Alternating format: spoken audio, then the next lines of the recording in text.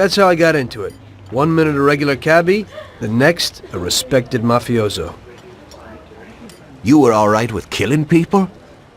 Usually people have a problem with that.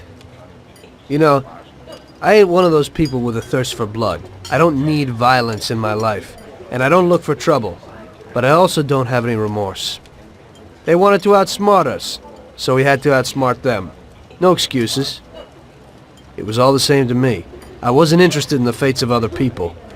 Everybody said it was just business, and that the family sticks together. It was different from living alone and nobody giving a damn about you. Suddenly you're respected by all the people you meet. Everybody knows you can help them, but you can also destroy their lives. And everybody tries to ingratiate themselves to you. And what about the police? You just walked away, just like that, from a massacre. Didn't you have any problem with this? You work for the police. You ought to know. You know, the Mafia runs the whole city. The Salieri family makes over 25 million bucks every year. The papers were full of it. But nobody saw nothing. If they wanted to stay alive. We paid off the bureaucrats $6 grand a month. Your bosses had liquor at trade price and got payouts for special jobs from both Salieri and Morello. Case closed, lack of evidence. Cops would even move shipments of drink for us. I guess you'd have heard something about that. So what about your two friends? Well, they were better off than you'd think. Salieri had a good doc for his boys, and it's not like he ever asked any questions. In a few weeks, they'd be healthy and back on the streets again. The only one who worried us was Morello. He wanted to be the big cheese, which Salieri couldn't let him do. Salieri had no intention of being in second place. You know, a person becomes a Don because of his thirst for power, and he doesn't care about any other rules than his own. That's how it is, Detective. So he'd be his own boss, independent of the police, of the state, of anyone. That's why a person becomes a Don.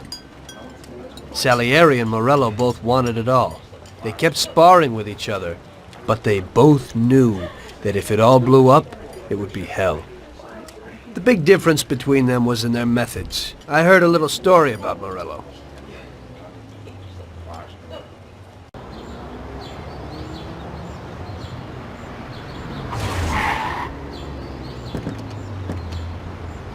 I'm sorry, sir. You I idiot! mean it. Do you know what you've done? Do you know how much that car cost? I was driving slowly, Mr. Morello. I don't know how, Do you mean to say that I crashed into your car? no. Sir, I wanted, no, sir, No!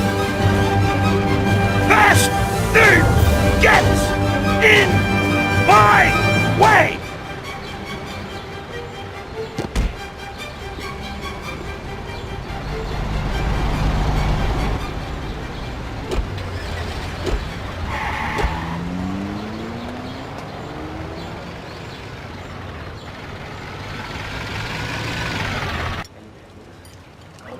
Salieri built his respect as a businessman. Everybody knew that they didn't need to fear him if they did what they should. They knew that if they needed something, they could come to Mr. Salieri. So Salieri made friends, often helped people with various problems, and expected the same in return. When somebody crossed him, they broke a cardinal rule, and everybody knew what would happen. Morello was just a mean bastard. He built his power through violence. Even his friends feared him. Most people just tried to avoid him.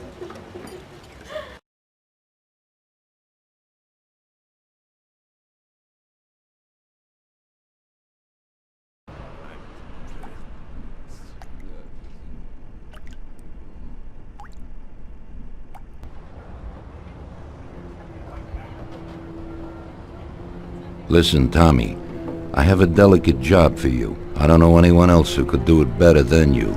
You're a good driver, and you have experience. Well, to make it simple, tomorrow all the best motors are gonna race at the city track. And I bet on one kid who's been a favorite up until now. I helped him along in his career a little. I like fast cars, and I said to myself that I could make back a little on that investment. You understand? And then Ralphie starts saying that some European has come over, and his car is certain to win. Ralphie knows cars. He's real good with them. But otherwise, he's a complete moron. What, he couldn't have told me before I bet on the kid? But still, what the hell is a guy, God knows from where, doing here? These are American races.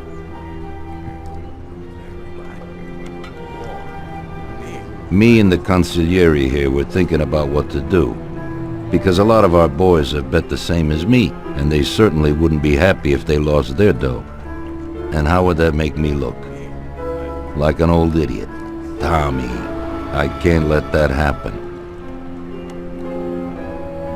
We thought with our consigliere about what to do with it. If something happens to him, that's no way. It won't be fair play. I won't enjoy my winning at all. Ralph told me that he knows a guy who guards the racetrack garage. Tonight, you're gonna go there and take this European's car to a mechanic who knows his way around these machines. He'll take a look at theirs and maybe improve ours. As soon as he's finished working on it, you'll take it back. It's important that the car is back in its place before anybody catches on. And don't even think about crashing it or getting caught by the cops. Are we clear? Yes, boss. If you pull it off, you'll of course get a share of the winnings. Now go. Ralph will tell you where and how.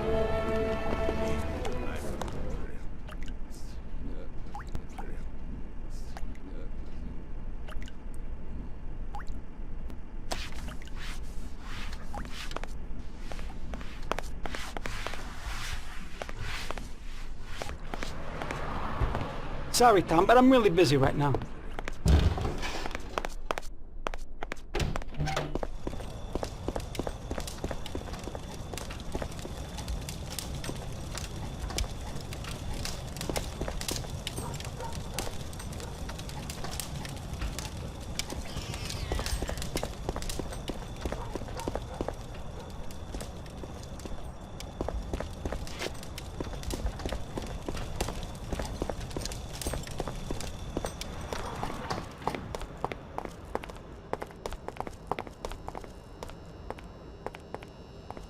Hey, Ralphie, you got some news about this job?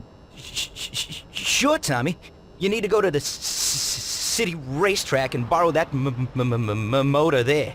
My friend Bobby works there. You go around back there and along the way is the gatehouse. Tell Bobby that Ralph sent you and Bobby will take you to the car. It's already been agreed with him. And then? You have to take it to the auto service of my friend Luca Bertoni. It's in Newark under the Giuliani Bridge. He'll take a look at it and tune it a little. And then you just take it back. This should be easy enough. But you gotta get it done before 1:15 a.m. when the guard changes, so that nobody knows that somebody drove the motor in the night. There can't even be a scratch on it, and try to avoid the cops. They mustn't catch you. And how'll I get there?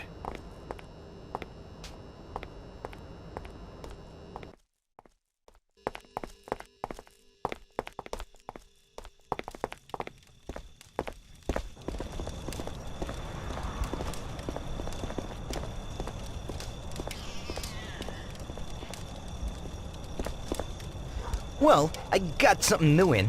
Ain't no big thing to swipe one. Watch. You just stick a piece of wire in here and twist it a little, and you get inside where you gotta join these two wires.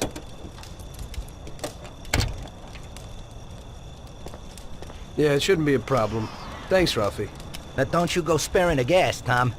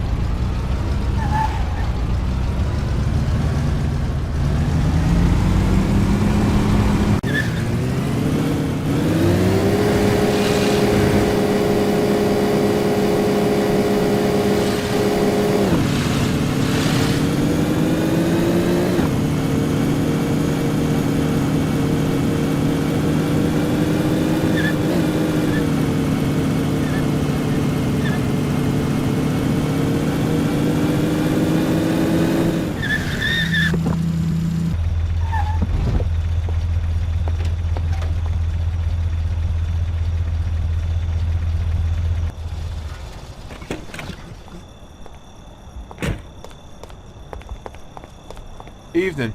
You must be Ralph's friend. That's right. Okay, we'll take your car.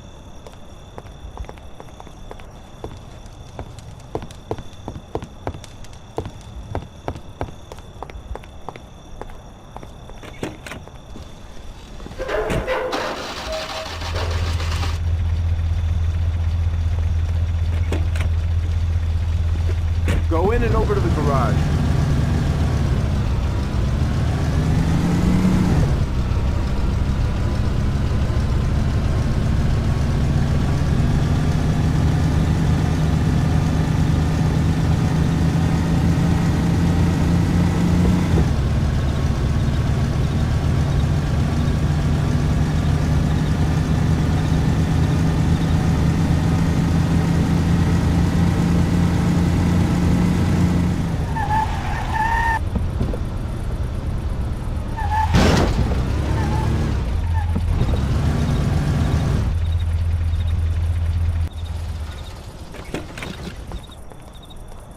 Okay, we're here, buddy. Come on, we haven't got a lot of time.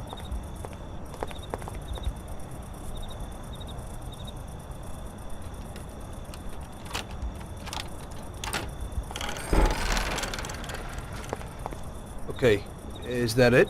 Yeah, buddy, be real careful. There can't even be a scratch on it. And avoid the cops like the devil, because this car will be real obvious. That's right. In about half an hour, the second guard will come. So you gotta be back by then, buddy. And be real careful, that car goes fast. Maybe it's the fastest car in the world, who knows? Sure, Bobby, no problem. I'll take care of it in a half hour.